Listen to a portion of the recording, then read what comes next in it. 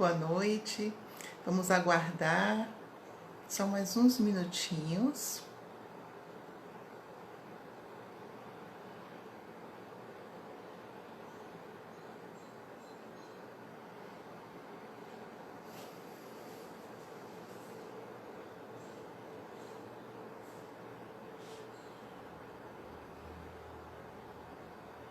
O assunto de hoje é saúde mental dos idosos em tempos de distanciamento social, com o Dr.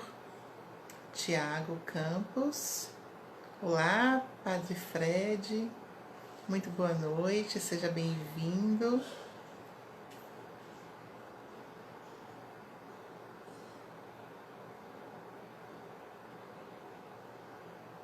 Marisa, muito boa noite. O assunto de hoje extremamente solicitado.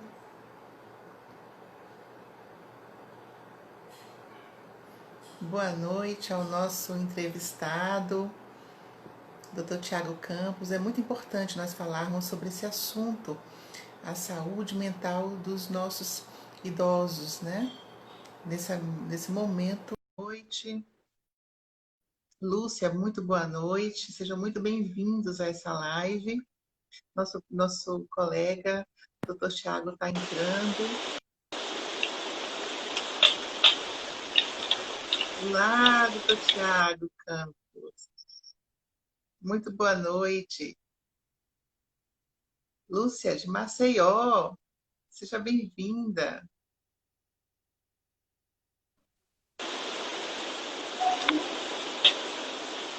Boa noite. Boa noite. Rose Lima, boa noite. Boa noite, Tiago. Boa noite. Mel. Tudo bem? Está me ouvindo? Tudo jóia. Estamos te ouvindo, sim. Muito obrigada por você ter aceitado esse convite para falar sobre um assunto que tem sido muito pedido a respeito da saúde, né, dos idosos nesse momento de pandemia. Pandemia nada mais é que um momento, né, de uma crise que nós estamos vivendo, mas de uma proporção extremamente, assim, jamais imaginável, né? Uma crise enorme. Isso. Mesmo que a gente saiba que as crises fazem parte da nossa vida, da nossa trajetória. Exato. Mas é algo extremamente denso, intenso. Ávila, boa noite. E muitas famílias possuem idosos nas suas casas, né? Então a gente precisa lidar com isso. Elisiane. Então, Leonardo, boa noite. Gente, doutor Tiago, ele é um psiquiatra, psicoterapeuta, muito querido, atua aqui em Salvador. Então, Tiago, assim, considerando essa questão da pandemia, a gente já vai entrando direto no assunto. Eu queria saber de você, como é que você tem visto essa realidade na sua prática, né? Que você tem vivenciado. Então, a pandemia pelo Covid-19, que significa Coronavírus Disease de 2019, doença do coronavírus de 2019, tem 4 meses, então ela é muito recente. E eu brinco que ela chegou chegando, né? Ela chegou avisando, mas sem avisar. Quer dizer, os primeiros casos datam de 4 meses antes de março, mas ninguém deu muita bola, muito mais por ignorância do que por má vontade, na minha opinião. E aí, quando chegou março, né, pelo menos na realidade brasileira, a ideia de que havia um vírus, de que há um vírus de alta infectividade, quer dizer, a chance de ele infectar outra pessoa é muito grande, e em comparação com outros vírus que causam as mesmas doenças de alta mortalidade, essa ideia tomou conta do Brasil. Então isso por si só é um estresse psíquico muito grande, a ideia de que há uma doença solta que pode lhe infectar e colocar em risco a sua vida, né? E a vida das pessoas queridas, das pessoas que você ama. Então esse é o estresse 1. E, indiretamente, há o estresse 2, que é a demanda pelo distanciamento social, isolamento social, quarentena e lockdown, que são coisas diferentes. Mas vamos chamar tudo de distanciamento social, né? E isso obriga as pessoas a quebrarem a própria rotina, isso obriga as pessoas a ficarem mais dentro de casa, e a ter mais conexão com os próprios problemas que antes eram distraídos pelas obrigações externas, por assim dizer. Isso obriga as pessoas a terem que reordenar o modo de vida e a deixar de fazer atividades de promoção à saúde mental que elas faziam, como atividade física, frequentar algum grupo social, pertencente a algum hobby, deixar de frequentar um grupo social pertencente à igreja ou à religião que ela frequente. Então, foi uma série de variáveis estressoras, no sentido de injetar estresse e de retirar bem-estar. Então, é isso que é a pandemia pelo Covid-19, na minha opinião. Né? É um grande estresse físico, mental, ambiental, social e, a depender da perspectiva, espiritual. É assim que eu enxergo. E pensando nessa população de idosos, né? Nós temos aqueles idosos que são extremamente ativos, né? São jovens no seu espírito. Certo. Até aqueles idosos que são extremamente acamados, que têm um quadro depressivo grave, certo, que às vezes até carecem de uma assistência, até de um diagnóstico mesmo. Certo, claro. E eles estão imersos agora, literalmente, em todo esse cenário que você colocou. Sim. Você tem lidado com essas situações nesses últimos 4 meses?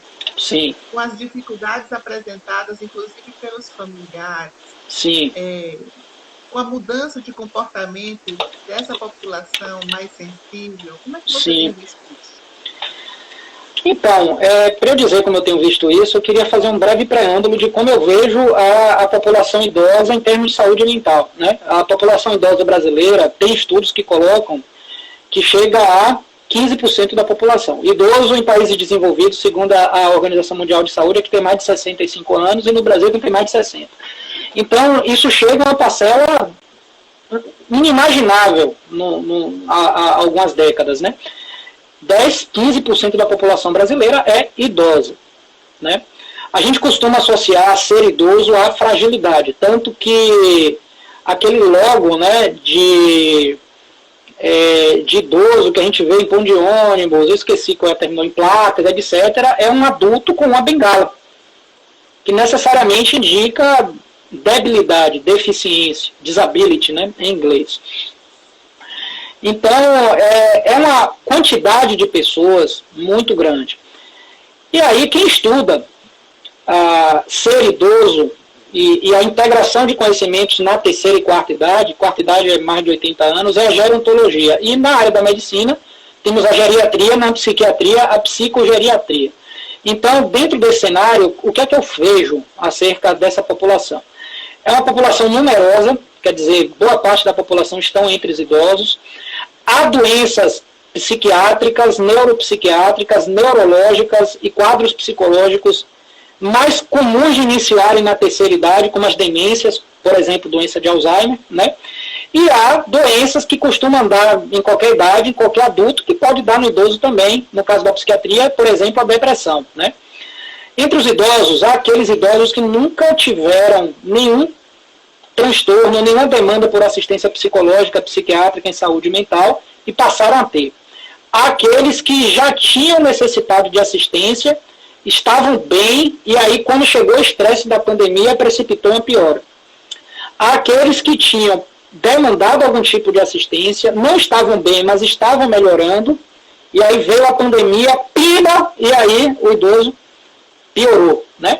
E aqueles que não estavam bem do ponto de vista psiquiátrico e com a pandemia piorarem ainda mais. E é uma minoria, aqueles que já estavam acostumados a ficar em casa, que se sentiam culpados por não estarem saindo e praticando atividades, né? Ou que tinham temor pela violência, por exemplo, por conta dos entes queridos estarem circulando na rua e eles idosos estarem em casa, e quando vê todo mundo em casa acham bom, né? Então há uma minoria que gosta, que melhorou em termos de saúde mental na pandemia.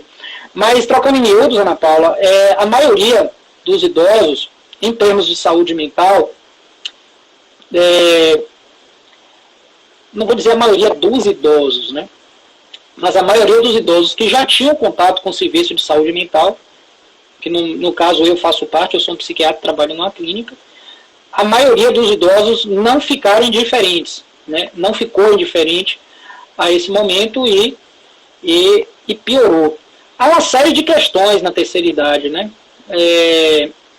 Por exemplo, na terceira idade, como a população idosa não é mais numerosa do que a não idosa, muitos perderam amigos, perderam entes queridos. Então isso é um fator de fragilidade psíquico, né? A aposentadoria, a geração X, que é quem está idosa agora, no nosso país, ela foi criada, se eu estiver falando demais, me corte, viu? Ela foi educada, ela foi criada, não como a minha geração, com um pouco mais de liberdade de ser, né? De decidir o que gosta, de decidir o que quer fazer, de decidir que caminho de vida quer seguir, né? A nossa não teve tanta, mas com certeza teve mais. Idoso hoje, ele foi educado para, se mulher, ser mãe de família, com algumas exceções, estudar e trabalhar fora, né? E o homem para trabalhar, ter emprego e conseguir ser um provedor, né? Eu estou generalizando, mas eu acho que isso pode ser um senso comum, isso pode ser indicativo de um senso comum. Então, essas pessoas, quando elas são obrigadas a se aposentar, seja porque contribuíram com o INPS, hoje em INSS, ou porque trabalham em um órgão público, ou por previdência privada, elas se veem privadas daquela função que conferia a maior parte do sentido da vida que ela tinha, que era o trabalho, né? Que ela vive para, não que viva para aquilo, mas ela dedica boa parte daquela energia àquilo e de repente aquilo é tirado dela. E aí? Como é que fica a cabeça dessa pessoa? Idoso tem mais doenças físicas, hipertensão, diabetes, consequências da obesidade, infarto, AVC, doença de Parkinson, artrose, doenças gastrointestinais, né? Tudo isso é mais comum no idoso e que faz com que ele fique mais frágil, se movimente com mais dificuldade, com que ele tenha menos autoridade sobre a própria saúde, com que ele se sinta inseguro para ser funcional na vida diária, nas atividades de vida diária, nas atividades sociais. Isso estressa também, né? Tem uns pontos interessantes que eu coloquei aqui. Declínio financeiro, muitas vezes por conta da aposentadoria, dependência de filhos, de irmãos, de entes queridos, né? Eram sustentados pelos pais porque não conseguiram trabalhar, ou pelo marido que morreu, o homem morre mais cedo que a mulher. Então tem uma série de questões, conflitos familiares muito comuns também. Então, eu estou falando do ponto de vista psicossocial, o estresse que o idoso sofre. Do ponto de vista físico, tem uma tendência maior a uma série de doenças, né? O envelhecimento pode ser definido como a dificuldade do organismo em manter os sistemas de homeostase. Quer dizer, o que é homeostase? É a capacidade do corpo de se virar diante das demandas, né? De dar conta das demandas da natureza. E o idoso tem menos isso. Então, um jovem que fuma vai ter menos chance de ter um problema do que um idoso que fuma. Um jovem que come mal vai ter menos chance de ter um problema do que um idoso que come mal. Né? O idoso é biologicamente mais frágil. E psicossocialmente, na nossa cultura, esse cenário que eu acabei de pintar estressa o idoso também. E aí, por conta dessas doenças, ele tende a tomar um bocado de remédio, né? Muitas vezes, que tem interações medicamentosas, que tem efeitos colaterais, que exigem uma assistência interdisciplinar, que na maior parte das vezes não é possível, nem no sistema público, nem privado. E aí a gente tem uma bomba relógio na mão, entendeu, Ana Paula? Que é uma população numerosa, frágil e mal assistida. Na minha opinião, é isso que está acontecendo. Tanto do ponto de vista psiquiátrico, quanto do ponto de vista médico-clínico, ou dentro de outras especialidades e outras modalidades de assistência na área de saúde. Falei uma metralhadora aqui. E como eu atendo, o meu público são profissionais, são pessoas adultas, o mesmo comportamento em resposta a essa crise, a pandemia, é semelhante ao que você colocou em relação aos idosos, né? Porque são pessoas. Exato. Algumas pessoas pioraram, né? Outras se mantiveram estáveis, enfim, mas falando em relação aos idosos, certo. Quando a gente tem pessoas dentro de casa, Sim. muitas vezes precisavam trabalhar e do trabalho Sim. era aquele momento, né, de sair do estresse. Sim. Pessoas que estão perdendo o seu trabalho, que tem que ficar em casa com uma pessoa idosa com limitações e muitas vezes com dificuldade de ter uma assistência de qualidade. Você tem observado aqui alguém comentou aqui, antes de eu concluir a pergunta, a sensação é exatamente essa, está com a bomba relógio na mão. Com uma bomba relógio na mão. Vila, obrigada, Vila. Dona Graça. De piorar a qualidade do relacionamento interpessoal na família? Essa é uma pergunta.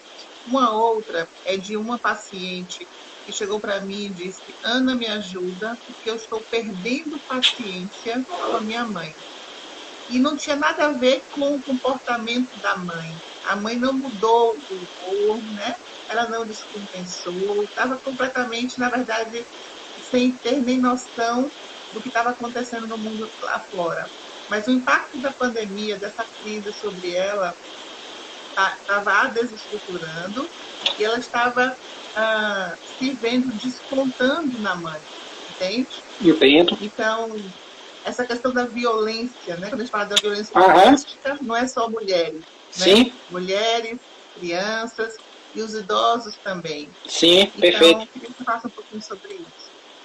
Olha, violência vem de violar, né? Então você supõe que há normas escritas e não escritas de convivência, e quando elas são violadas a gente fala em violência, certo?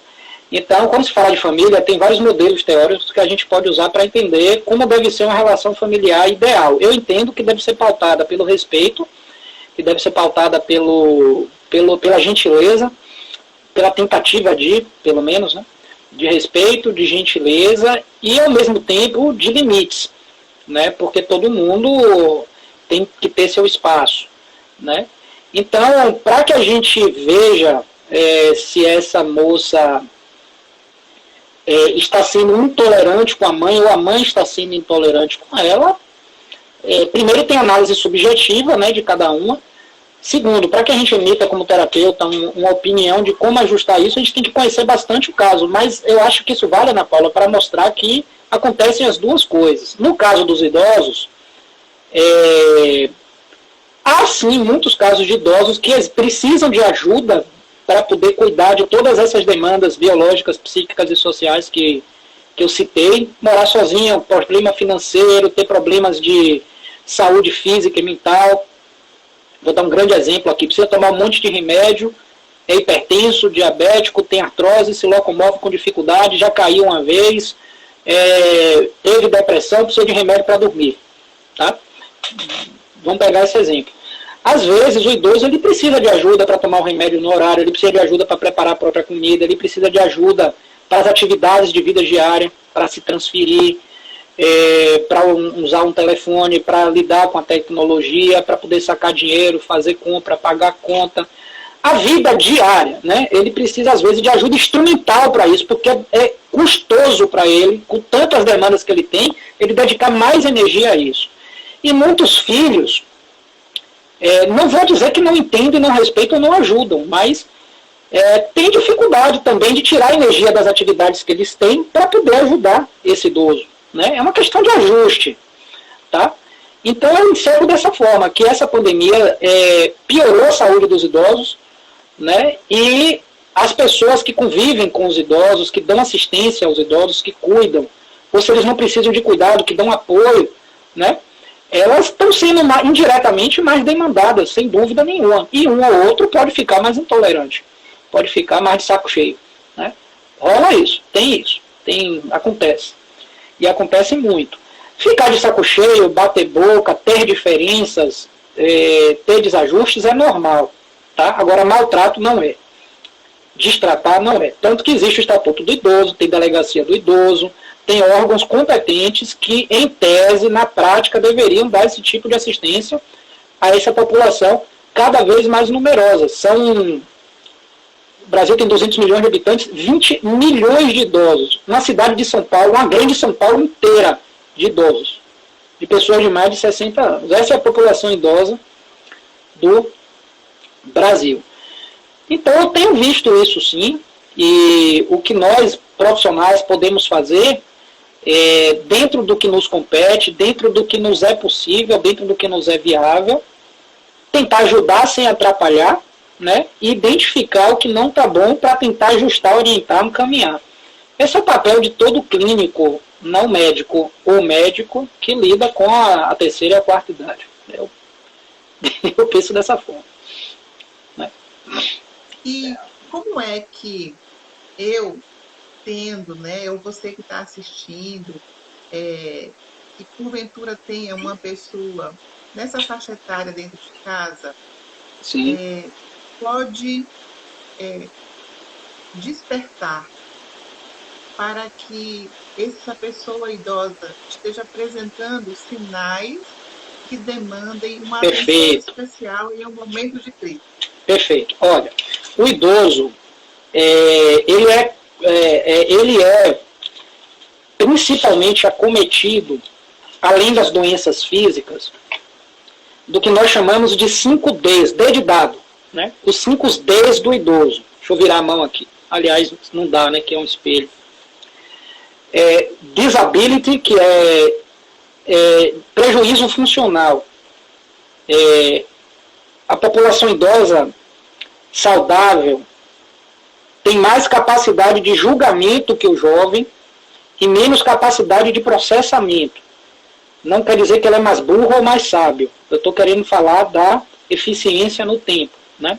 A capacidade, se ele não tiver nenhum transtorno cognitivo, é igual. Então, quando há uma doença que perturba esse equilíbrio, um transtorno, um quadro, por exemplo, doença de Alzheimer, por exemplo, uma demência, por exemplo, depressão, né? Por exemplo, artrose, um quadro social, divórcio, morar sozinho, aposentadoria, esse idoso pode ter dificuldade para realizar suas funções no dia a dia. Então, a gente chama isso de dificuldade funcional. É o primeiro D. Segundo D, depressão. Depressão. Por ser mais frágil, por sofrer mais estresse, há um risco maior de incidência de depressão, e um risco até biológico, né? Porque há uma série de mudanças estruturais nos neurônios que favorecem a depressão, né? Uma dificuldade na neurotransmissão mediada pela dopamina, isso começa a acontecer também, e uma série de outros processos, né, biológicos que não vem ao caso a gente detalhar. Delirium. Tiago, Oi. A Estela fez um comentário. Oi. Estela Sampaio, eu penso que um dos grandes problemas é a falta de estrutura. Ah, tá. Patacudas dos seus idosos. É a falta de estrutura para com, eu acho que ela quer dizer, para com os seus idosos. Antigamente tinha os parentes que não trabalhavam, além de ser mais fácil ter auxiliares. Ah, sim. Ela está se queixando disso. Eu acho que tem a ver, né?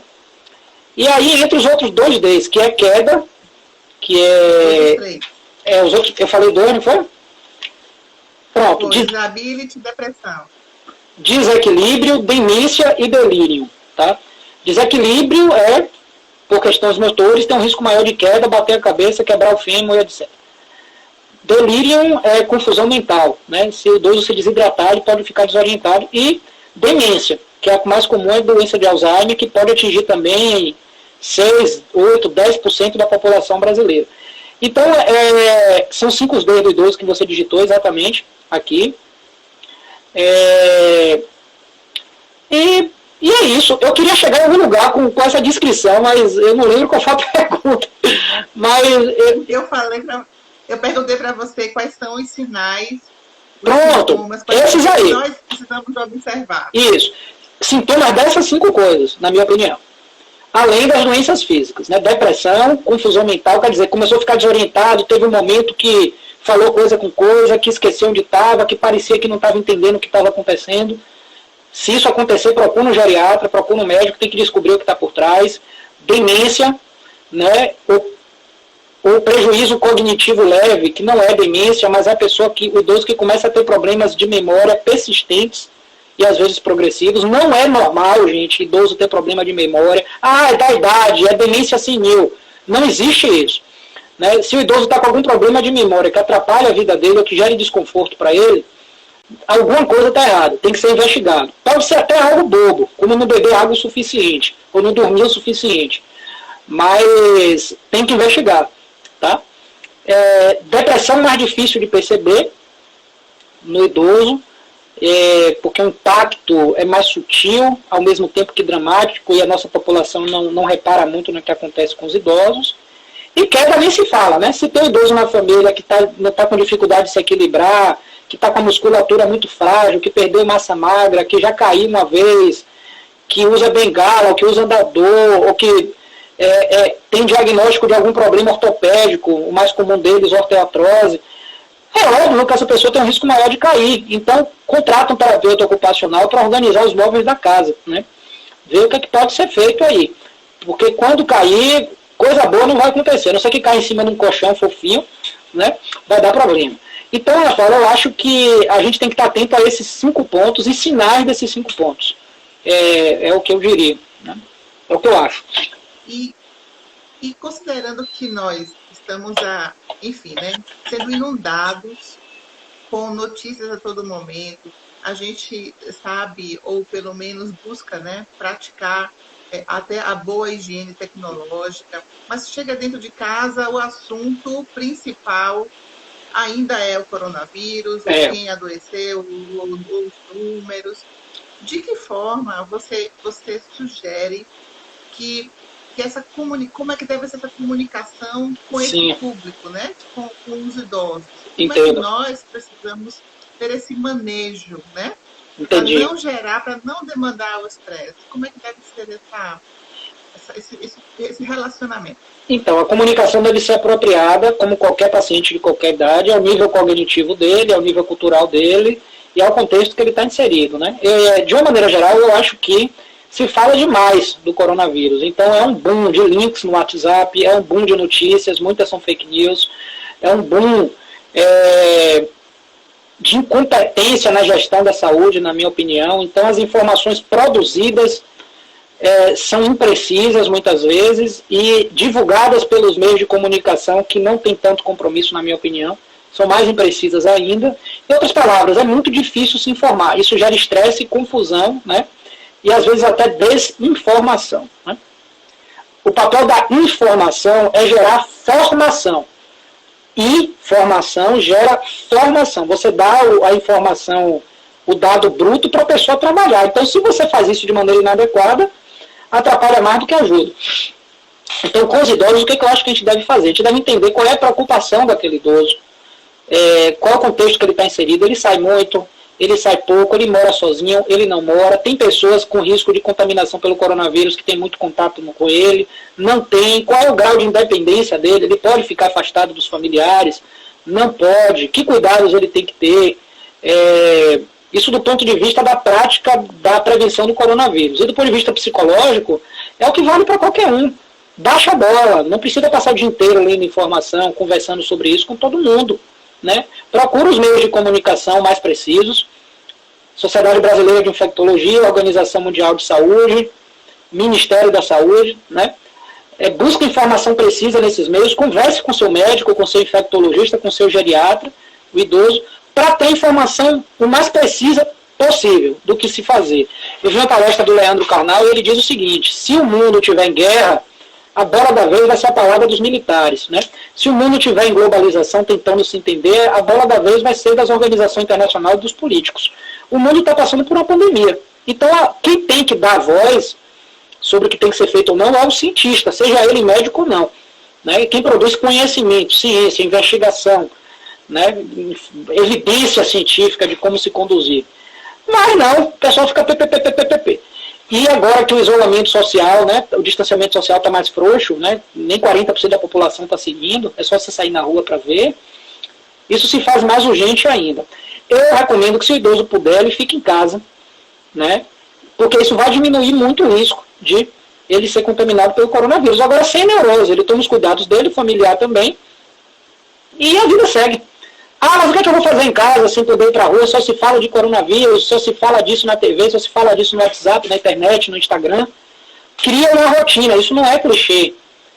Tenta ter uma rotina de atividades em casa, de atividade física em casa, de cuidados com o corpo, de cuidados com a alimentação, de cuidados com a mente, de formas de ocupar a mente. Mas eu acordo tarde e não tenho tempo para fazer nada. Então marca um compromisso consigo. Amanhã de tarde eu vou fazer palavra cruzada. Mas a tarde inteira para fazer palavra cruzada. Olha, se é o que você pode dar, dê. Né? Essas são as recomendações que eu tenho dado. E outra coisa, se a pandemia, direta e indiretamente, ela é um estressor que pode precipitar a descompensação de uma doença física, como hipertensão, diabetes, ou mental, como depressão, a pessoa tem que tratar essas doenças. E a gente sabe que a dificuldade de adesão é muito grande, né? A maior parte dos hipertensos não toma o remédio direito, a maior parte dos diabéticos não toma, e a maior parte de quem tem depressão sequer tratamento faz, né? Quanto mais tomar o remédio direito e fazer terapia. Então, agora que tem o estresse aí, a gente tem que ficar mais atento para orientar as pessoas a se cuidarem, né? Isso. A gente precisa, de alguma forma, criar, né, não é uma bolha que nos defenda, não é isso, não. Mas, de alguma forma, dar limites ao que o externo nos impõe, né? Filtrar. Vamos aqui às perguntas. Perfeito. A Bruna pergunta assim: o que leva o idoso a ter tantas doenças? Certo. Vai anotando aí, tá? Ixi, a ideia coloca: mito ou verdade? Um dos sintomas, como esquecer de pessoas, não caracteriza um sintoma e sim a troca de pessoas. Uma outra pessoa mais colocou aqui: sou personal, ofereci atividade física para os idosos do prédio 3 vezes por semana. Eles estão muito felizes. Poxa, que legal. São 9 de 78 anos a 91. Muito legal. Excelente iniciativa.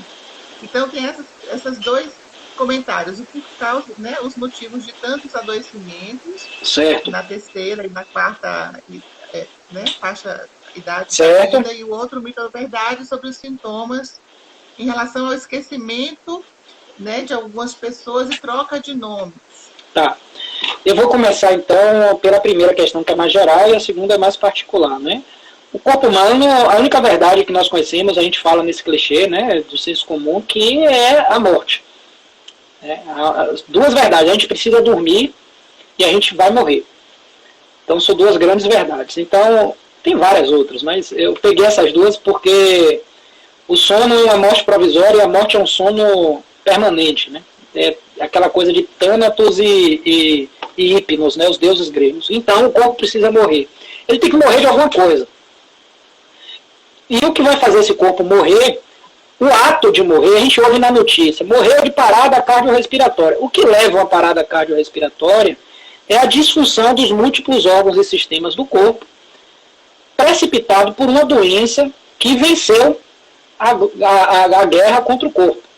Ou seja, os mecanismos de equilíbrio daquele corpo, da respiração, da circulação, de algum órgão que é responsável de forma vital para o funcionamento do corpo, e aí entra toda a medicina, esse equilíbrio foi rompido a ponto de o corpo não conseguir se sustentar vivo, falando do ponto de vista leigo. Por que no idoso é mais comum ficar doente? Porque a capacidade de manter esse equilíbrio no idoso é menor. Olha um dos conceitos aqui do livro, eu até separei aqui, do Leonardo Cacheta, que é um geriatra, né? Eu acho que é de Goiás, da Universidade Federal de Goiás, não sei, não lembro, peço perdão. Envelhecimento é o declínio da eficiência dos mecanismos que mantêm a homeostase, que é o equilíbrio do corpo, né? O qual é continuamente ameaçado por eventos desestabilizadores. Então, um problema de saúde no idoso é mais fácil de gerar um pepino do que no jovem. E aí, como os mecanismos de equilíbrio não estão funcionando bem, os idosos também tendem a ter mais doenças crônicas. Vou dar um exemplo. Na parte osteomuscular, o idoso tende a perder massa magra, né, por vários mecanismos, e tende a ter degeneração óssea. Então, ele pode ter artrose e osteoporose, né? Que são doenças que, se a gente não faz nada, elas vão ficando, vão gerando problemas, vão piorando, vão degenerando, elas se cronificam, cronodifica, cronos, tempo, elas vão ficando, né? Isso do ponto de vista biológico. E do ponto de vista psicológico é a mesma coisa. O idoso está sujeito a mais estresse na nossa cultura, né? E o sistema nervoso dele já fez muito uma coisa que a gente chama de poda neuronal, né?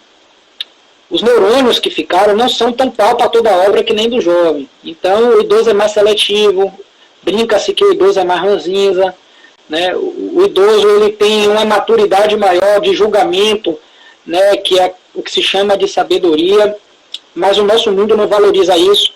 O nosso mundo valoriza processamento, valoriza atividade, valoriza meta, foco, né? E isso, da forma que é colocada hoje, é mais complicado. Tende a ser mais complicado para o idoso. Não que ele não possa, mas tende a ser mais complicado. Então, o idoso sofre mais estresse, e respondendo à pergunta, quem sofre mais estresse tem uma demanda maior pela adaptação, a capacidade de adaptação física é menor, e o idoso tem mais doença por isso. E quanto à questão da memória, qual foi a minha pergunta? Trocar pessoas é esquecimento, é isso? Isso. Depende. Pronto, aí vai entrar no conceito de um sintoma ou sinal chamado amnésia, né, que pode significar o prejuízo, a dificuldade de se recordar, de evocar, de registrar e evocar fatos antigos, remotos, que a gente chama de memória remota, fatos recentes e fatos imediatos, né? Se esse esquecimento for porque a pessoa é ansiosa, ou porque a pessoa é zoada, ou está com a cabeça cheia, é um tipo de amnésia, mas não quer dizer que seja uma doença, né? Ela esqueceu, eu também esqueço minha carteira com frequência e não quer dizer que eu tenho uma doença por isso. Esqueço minha chave, né? Muita gente, inclusive, não confia em mim por conta desses esquecimentos, né? Mas rola essas coisas. Agora, quando isso passa a trazer sofrimento para a pessoa, quando isso é persistente, quando isso passa a incomodar aquela pessoa, e principalmente quando prejudica a funcionalidade dela, as atividades que ela faz, e principalmente quando prejudica a independência dela, ela precisa de ajuda dos outros porque não está lembrando das coisas, aí alguma coisa está errada. Procura um neurologista, procura um geriatra, procura um psiquiatra, né? Ele sabe se orientar entre os três aí, para investigar o que é que está acontecendo. Pode ser uma demência, por trás dos planos, querendo começar. A mais comum, metade delas, a depender do estudo, 70%, é a doença de Alzheimer.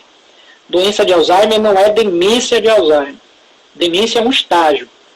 Da mesma forma que infecção pelo HIV não é sinônimo de AIDS, né? AIDS é um estágio da infecção. Por aí vai. Pneumonia não é o coronavírus, é um estágio. Então, é isso. E é muito simples de fazer, né? Um teste rápido, né? Sim. Faz super simples no consultório. A Ávila comentou: o que o idoso mais precisa de escuta, não só escuta profissional, mas a da que vem do acolhimento da família. Isso. A Estela colocou que o sistema imunológico também fica muito baixo. A Giovana pergunta o que o colega acha da reposição hormonal no idoso. Alguma experiência na melhora e prevenção de doenças e cognição? A Ávila coloca: Dr. Tiago é mais que um excelente psiquiatra, é um ser humano sensível, solidário, acolhedor. Essa é a bondade de Dona Graça Ávila. Comentários. Eu digo isso para ela, é a bondade dela, que é muito grande. Obrigado, Dona Graça, beijo. Vamos lá. Deixa eu checar as perguntas. Porque minha memória recente está prejudicada porque eu passei o dia cheio. Né? Minha memória é imediata. Reposição hormonal. Reposição hormonal. Olha, sobre reposição hormonal no idoso, eu desconheço reposição hormonal de uma forma mais ampla. Se o que Giovana estiver se referindo é de reposição hormonal na mulher idosa ou no homem idoso como parte da andropausa, eu confesso que eu não estou atualizado nessa área, né? Mas na medicina a gente pratica a medicina baseada em evidências. Então, se algo tem evidências de que pode ajudar um quadro que gera sofrimento, respeitando o princípio da beneficência e da não maleficência, né?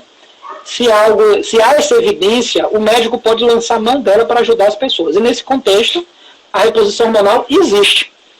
A questão é o uso que se faz dela. Como qualquer coisa em medicina.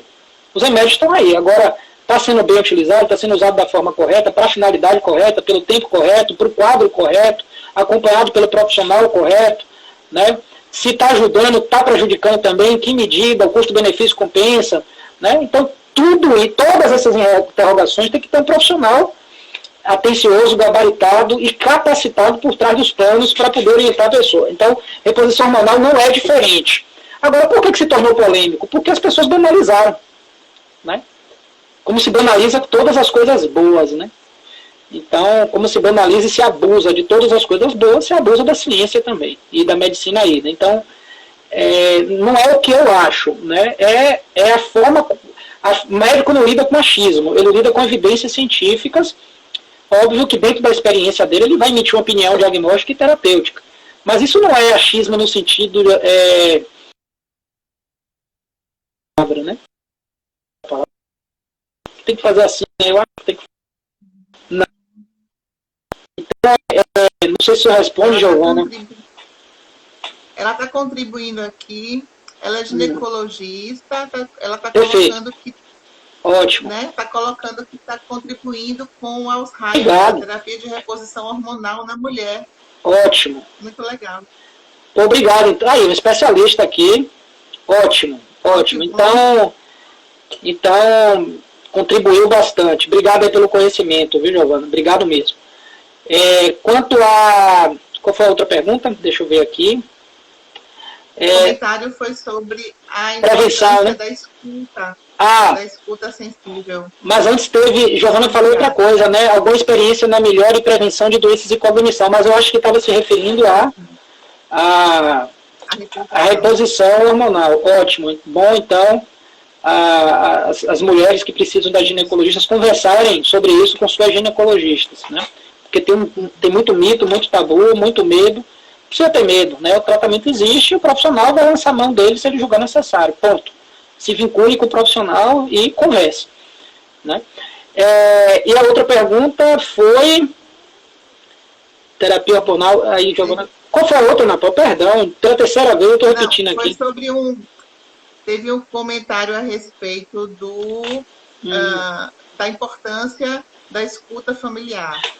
Sim. Agora a teimosia do idoso. Denise. Deni. Beijo, Deni. Olha, eu estou com um gráfico aqui do envelhecimento e eu vou trazer algumas informações para responder essa pergunta de Denise. Veja bem,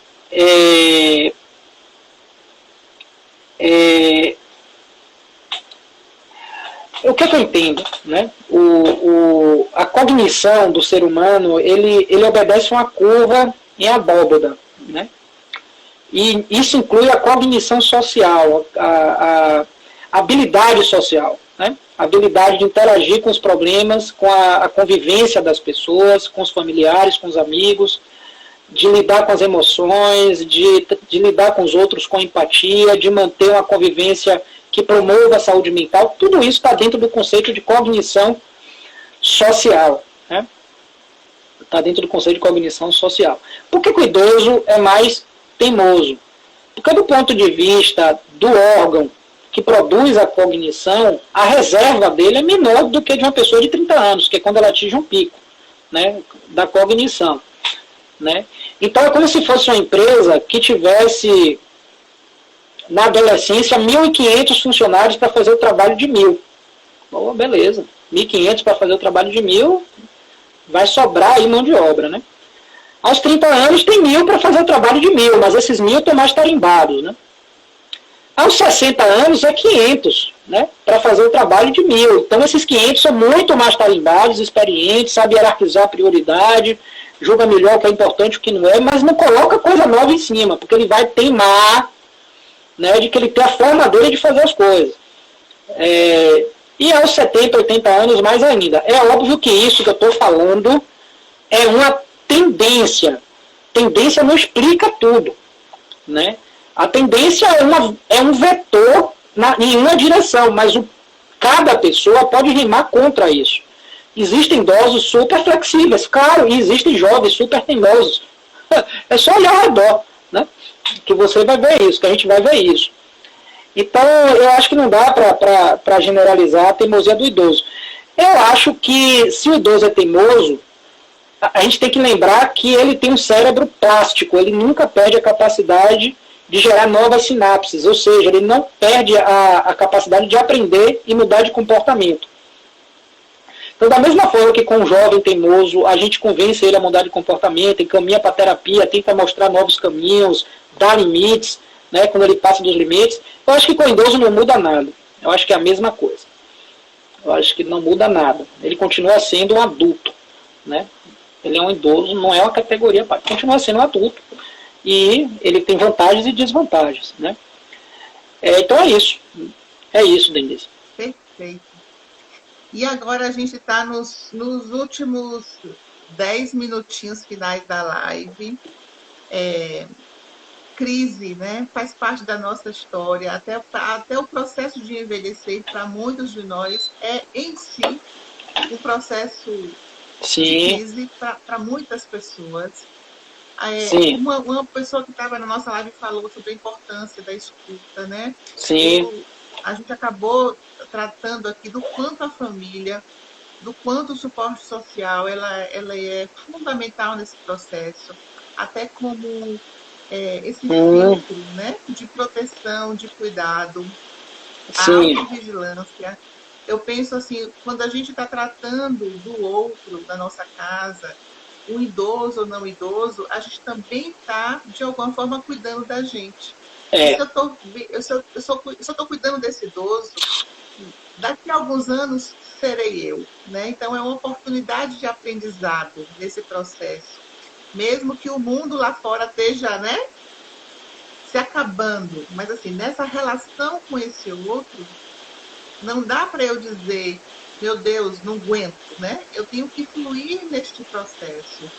Então, nesses minutos finais, assim, Thiago, quais são as dicas que você pode dar para a gente que está assistindo para passar por esse processo que a gente está passando, graças a Deus, né? Isso vai ter um fim, de uma forma mais leve, mais fluida, além de todas as dicas que você já deu. Uma outra pessoa comentou, né, sobre ela um personal na academia, né, ajudando os idosos, mas enfim, como você pode nos ajudar aí nesses minutos finais? Dicas. Eu acho que a gente tem que promover a saúde mental, né? O que muda é o cenário, mas as diretrizes não mudam. E promover a saúde mental envolve promover a saúde do corpo, da mente, do ambiente e da alma, né? Então envolve tudo que pode ajudar na promoção da saúde mental. Então, estar perto das pessoas que a gente gosta, escolher os assuntos que vai conversar, se apegar ao que se tem de bom, né? Então, se você gosta de ler, leia. Se você quer estudar alguma coisa, estude. Se você pode trabalhar em casa, trabalhe. Não se cobrar tanto, já era difícil antes. Não é agora que vai ficar mais fácil. Não é agora que você está em casa que você vai conseguir aí sim, né? Que você tem tempo, ler todos os livros que você quer, ou praticar toda a atividade física que você quer. Não. Né? Tem um grande estresse lá fora, mexendo com você, e sem que você perceba, isso demanda, isso gasta energia. Né? Tentar cuidar fisicamente do sono e da alimentação, não sei se falei disso, né? Mas se falei, eu estou sendo repetitivo, mas mal não faz. Se apegar com a própria religiosidade e espiritualidade, eu acho que isso é válido. E se não souber o que fazer, pedir ajuda. Pedir ajuda aos entes queridos, pedir ajuda a um líder espiritual, pedir ajuda a um amigo, buscar informação técnico-profissional, se necessário. Eu acho que é isso que a gente tem que fazer. Só que para isso a gente tem que desconfiar que alguma coisa está errada. Então, introversão, humildade, coragem de admitir que não está bem, que tem alguma coisa errada, e pedir ajuda. E eu tenho visto muito isso, né? Eu brinco que se eu pudesse eu me dividia em 4 para dar assistência às pessoas que pedem minha ajuda. É muita gente pedindo ajuda, mas isso não me orgulha em nada. Isso não me orgulha em nada. Por quê? Porque eu sei que está acontecendo algo lá fora, além do nosso controle, algo grave que está matando muita gente e está perturbando a mente de muita gente. Né? Porque é um grande estresse. Perturbar a mente não quer dizer adoecer a pessoa, fazer ela precisar de um psiquiatra. Mas exige dela uma reação, um esforço de adaptação maior, supõe-se, do que o que seria caso tudo isso não tivesse acontecendo. Então a gente tem que estar atento, tem que estar ligado. Tanto a nós, internamente, e a gente tem tempo para isso, porque se não tem trabalho, não tem demanda externa, não tem vida social, não tem hobby para fazer, e a gente vive numa cultura que privilegia a extroversão, sobra mais tempo para você estar consigo. E tanto com o familiar, né? A pessoa que está do nosso lado, marido, mulher, irmão, filho, pai, mãe, avô, amigado, agregado, né? E todo mundo, e quem quer que esteja dentro da casa e convivendo com aquela pessoa. Então eu acho que o primeiro passo é ficar atento, ter boa vontade, coragem, humildade. O segundo passo é confiar e desconfiar. Terceiro passo, tentar promover a saúde com todos esses pontos que eu falei. Quarto passo, pedir ajuda se necessário. Eu acho que é isso que tem que ser feito. Que essa sensibilidade toda, né, que a gente tem, está sendo despertada por essa crise, que está sendo ampliada, ela permaneça, né, depois dela. Porque eu acho que isso vai ser importante para esse mundo que a gente continua construindo. Continuando aqui os comentários, né, que são muitos. Que bom, gente. Doutora Giovana aqui colocando sobre os idosos, que os mesmos têm muito a nos ensinar, experiência de vida. Legal. Padre Fred, eu tenho 74 anos, sou teimoso desde o berço, é complicado, pior ainda é ser cabeçudo. Lio Campos, importante é não tratar o idoso como incapaz, envolvê-lo nas decisões. Não falar na frente dele como se ele não estivesse ali ou fosse um bebê. Boa. Ávila, né? Parabenizando. O idoso é uma criança adulta. Bruno comentando. Alzerina comentando que não acontece com os povos indígenas e outras culturas. Enfim, muitos comentários. Muito fundamental pararmos para ouvir os idosos. Sim. Doutor Tiago, nos faz bem porque nos escuta. A questão da escuta tem sido muito destacado, né? A gente escuta sensível. Tem. Eu quero comentar 3 coisas. Dá tempo aí? Será que dá? Mas bem rápido. Você tem 5 minutinhos. Não, dá tempo de sobra.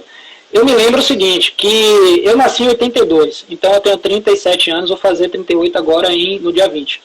E eu me lembro que nos anos 80, no início dos anos 90, uma pessoa infartar com 40, 45 anos não tinha problema nenhum, ninguém estranhava, né? Quase todo mundo fumava. Se a pessoa chegasse aos 55 anos de idade, eu me lembro de um texto que eu escrevi quando eu tinha 12 anos, que eu falava um velho de 58 anos. Imagina alguém de 58 anos ser velho no dia de hoje, não tem cabimento, né? Entenda, do ponto de vista pejorativo, né? O termo velho, olha como a gente é tendenciado, né, a usar de forma diminutiva. Então, o que eu quero dizer é o seguinte, que as pessoas estão vivendo muito mais e elas estão se cuidando mais, mas sempre o idoso tenderá a ser mais frágil. Tenderá. Não quer dizer que será. Haverá uma série de variáveis remando nessa direção. E chegou até mim, eu não sei se é fake, se é verdade, chegou um meme, um quadro de um jornal de 1904, dizendo assim: a casa caiu e matou a velhinha de 42 anos que estava lá dentro. A velhinha. Pô, se eu vou fazer 40 daqui a pouco, eu vou ser o quê, o velhinho? Né? Eu já estou quase, ó. Eu já fui. E aí eu entro na minha opinião pessoal, que eu falei na minha live de segunda-feira, e volto a dizer, eu acho que tem tanta coisa pra gente viver no mundo. Vamos supor que as pessoas só morressem depois que elas vivessem todas as experiências que são possíveis de um ser humano viver na Terra, né? Quantos anos duraria a vida? 10 mil, né? 20 mil. A música do Raul Seixas lá, nascia há 10 mil anos atrás. Então, se você viveu 80, você não viveu nada, né? Você viveu pouco. Se você viveu 70, isso não é nada, dá para ver nada com 70 anos. Eu falo isso com meus pacientes. Se você viveu 40, você não viveu nada, você é uma menina. Se você viveu 10, você é uma menina também.